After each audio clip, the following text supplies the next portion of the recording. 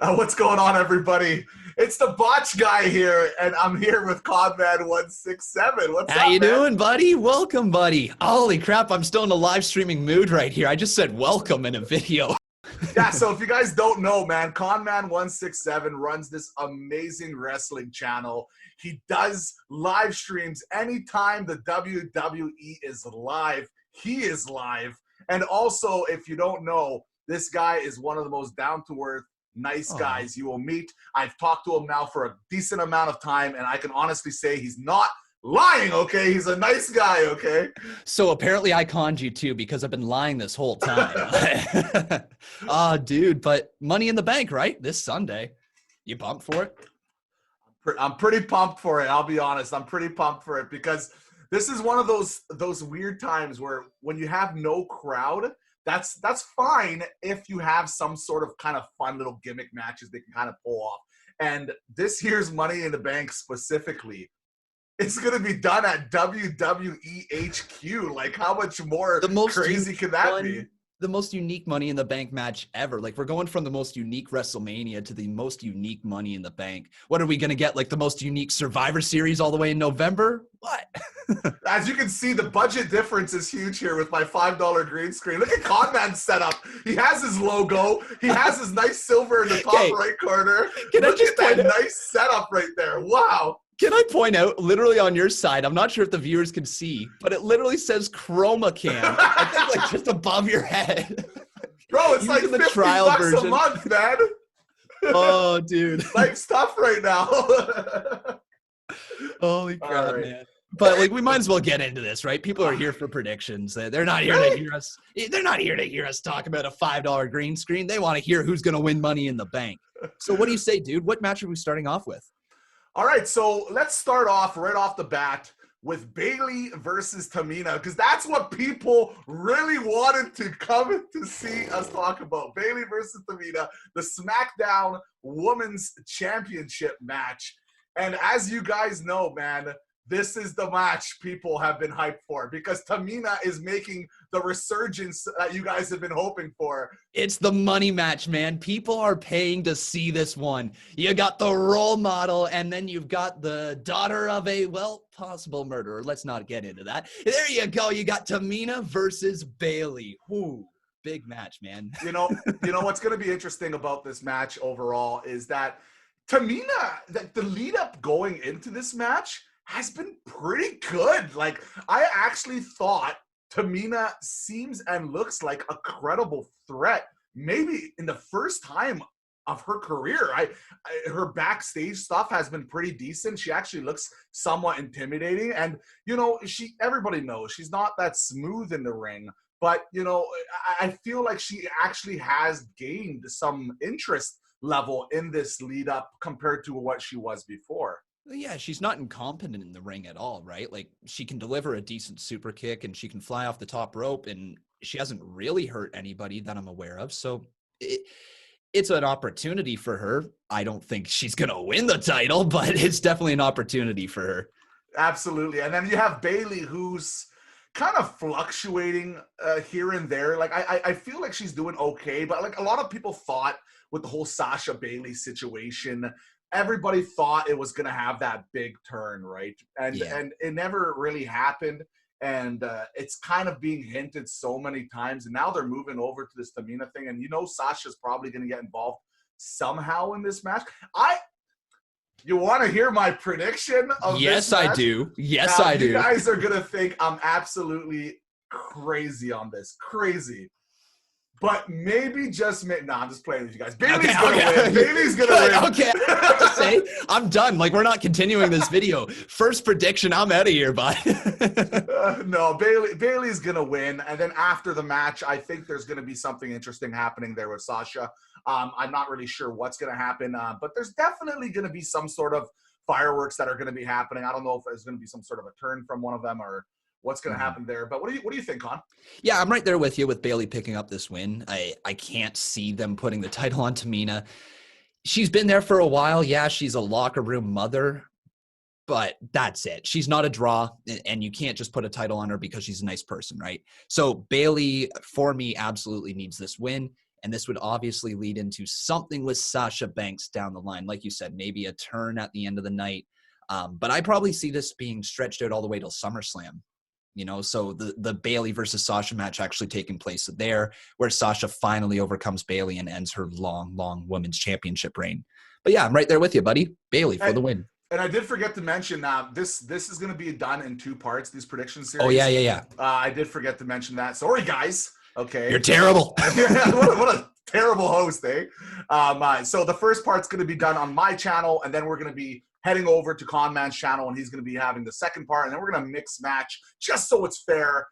We just draws online, and that's how it happens. So. Exactly. 5 matches here in the first part, 4 in the second part. But what is the second one? Yeah, dude, be a good host. What's the second one?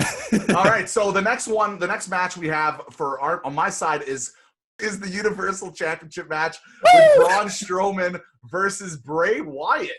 And we're jumping right into it. The Fiend. Mm-hmm. So yeah, actually, let's stop right there. You don't think at all it's going to be the Fiend, right?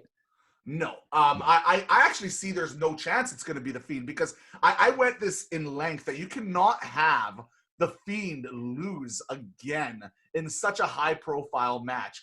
That's why when the Fiend and Bray Wyatt and Braun Strowman kind of were put together again, I don't understand. I didn't understand it because it didn't make any sense to me, because I just wanted both guys to be elevated respectfully. And the WWE likes to throw these matches too soon. But if it is Bray Wyatt and not the Fiend in this match, then you can make him lose in like a Firefly Funhouse match or something like that, right? Yeah, it could be unique. They could do a version of the Firefly Funhouse match like we saw at Mania. I think what we're going to see, though, is this is just part of a bigger story here, where Bray Wyatt is trying to get Braun Strowman to do something to him, right? And then eventually that will allow the Fiend to attack Braun in the future, take that title back. But yeah, I'm right there with you as well. I can't see Braun Strowman losing the title to just Bray Wyatt. It would have to be the Fiend, and there's been no indication that the Fiend is going to be facing Braun Strowman. So yeah. And they haven't advertised it as a Firefly Funhouse match, so you're most likely what you're going to get is the old school. Because Bray Wyatt did have a match before with just his character. Well, yeah, it was him versus Daniel Bryan. Oh, yeah, Miz. Was the Miz or Daniel Bryan? I think it was... Now you're making me question myself. Now you're making me question myself. Bro. Come on, wrestling fan. Yeah, it was... Miz turned after the Fiend, right? So he faced the Fiend, and Daniel Bryan didn't face. Oh my goodness, Botch guy. It's okay. I don't know either, to be honest. I'm sure one of the comment sections are going to lovely rip us for this. They are absolutely going to tear us apart. You got 2 wrestling YouTubers here, and not a single one of us know which match Bray Wyatt faced whoever just as Bray Wyatt. Like to be honest, no one's watching wrestling right now anyway. So yeah. Hey, let's be honest, no one's really watching this. Whoa. Hey man, we have 2 big active communities, okay? Yes. All right, so great communities. Moving on to my favorite match, maybe of the entire spectrum of Money in the Bank, is gonna be the men's Money in the Bank match. Daniel Bryan, Aleister Black, Rey Mysterio, King Corbin, Otis, and AJ Styles, who came back with a resurrection gimmick, which is always nice to see. Resurrection gimmick, love it. You know, okay, can we just step in there for a sec? Yeah. AJ Styles saying like, I was buried, so what? Probably one of the funniest lines there from Monday Night Raw. Just doesn't matter. Like, yeah, I got buried. So what? I'm alive still. That's WWE logic at its finest. So maybe he'll do some sort of immortal gimmick that we don't know about, you know? Maybe he's going to get thrown off the roof, and then next night on Raw, he's going to be like, yo, what's going on? Yo, guys, I'm back. Like the final image of Money in the Bank is just AJ Styles, like, dead on the ground. Like, you know, the Family Guy pose where they trip and die, basically. That could be AJ Styles right on the ground next night. Hey guys, I'm okay. How you doing? That would be pretty funny to me, for sure. So as you guys know, the WWE men's Money in the Bank match and the female Money in the Banks match, which Conman's going to be talking about on his channel. He's going to be going over the other matches on part 2 of this section.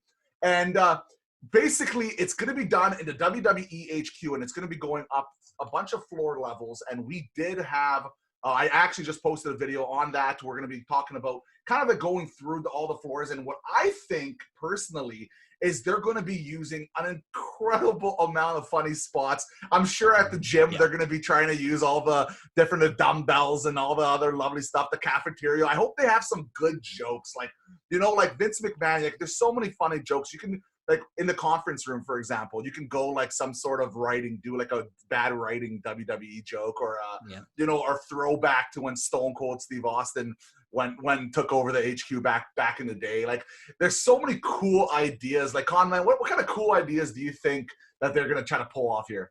Well, you know how Vince McMahon is rumored to have like these dinosaur bones in his office, right? I would love a confirmation of that. I would love to see at some point people wrestling inside of Vince McMahon's office, and everything that you could imagine that is stereotypical of Vince McMahon literally be in there. The dinosaur bones, you could have a picture of him and Donald Trump up on the wall in the billionaires match, whatever it was. You could just go on and on having all these different little tidbits from Vince McMahon's past, whether when he was shaved as the ECW champion or just those little tiny details in Vince McMahon's office. And I would also love to see an elevator spot. People go into an elevator and just waiting. That's all I want to see. Just waiting to go up to the top. Just, so guys, you having a good night? Yeah, okay, cool, yeah. And then it stops on the next floor. Maybe like a handyman gets in there, like just something stupid like that. When you told me that the first time, man, I was laughing so hard because that's such a brilliant idea. Doing the elevator, they're walking in, everything's going, they're like fighting, and then right when the doors close, they just stop. Just stop. Well, I mean, we've already seen an elevator spot. I think it was the 24/7 championship, like with Drake Maverick and EC3 and all them in the elevator. Why not do that with the Money in the Bank one? It's been done, but it'd be funnier to see Otis in there. Just Otis greased up and having like all the girls around him. Just, I'm coming. Like, it's okay. It's okay. Hey, Mandy, get over here, Mandy. But who do you think's going to win this thing? See, it's tough. Because in my opinion, like, before I get to that, I want to mention my favorite spot where I hope they do is they throw someone through a glass window. I think that would be kind of cool. Okay. Everybody knows, like, most likely, like, this isn't a spoiler. This is just a prediction or a guess of that they're gonna throw someone off the roof. Like, most likely, someone's getting. So we already kind of are assuming that, but like, I hope they throw someone through a glass or something. I think that would be kind of cool. Like, you have the fake plexiglass or whatever they can kind of do there. And as for who do I think is going to actually win, I haven't told you yet. No, we honestly don't have a clue who's picking what during these predictions. So I'm curious, man. Let's hear it. I'm going to go with Aleister Black on this one. I think they're going to go with the, I guess, is it an underdog pick? I think it's maybe a little bit of an underdog pick here. I think people are expecting AJ Styles maybe now to win with his big return. But Aleister Black, man, this guy has a pretty good package when it comes to overall wrestling, like, talent. And I know, Conman, I know you're not the biggest fan of his mic skills, okay? But in my opinion, I think his mic skills are more than adequate. And I truly think that it's not going to hamper him, because when he talks slower, I feel like I'm listening to him more. But the problem is when he talks in that monotone voice in front of a crowd, it doesn't resonate. It doesn't resonate. Well. There you go. That's right? The one there. Yeah. Mm-hmm. And but when it comes to in-ring ability, talent, I'm sure he's gonna have some funny or cool spots, some badass spots, and I can see him being a future champion one day, no doubt about it. What do you think? I'm right there with you. I honestly have written down right now Aleister Black winning this thing. Prove it. Let me see. All right, let's see it right here. Can I get this? Come on, camera. Work with me, Aleister Black. It's okay, I believe you. See there? Right there, Aleister Black. You see how much prep work Conman did going into this? One page. But yeah, Aleister Black, dude, I think he's got honestly the best chance of winning. And I've said this during the live streams. I think it's because we've never seen a character like his win Money in the Bank before.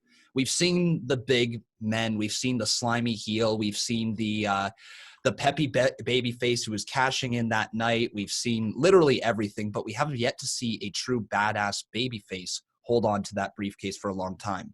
You got people like CM Punk who were a baby face when they won it, but they get transitioned into being a heel because they're not as over as they need to be. Black is as over as they need to be to keep him looking strong. So Wouldn't be surprised if they put the briefcase on him and we see him versus Drew McIntyre as soon as just after SummerSlam.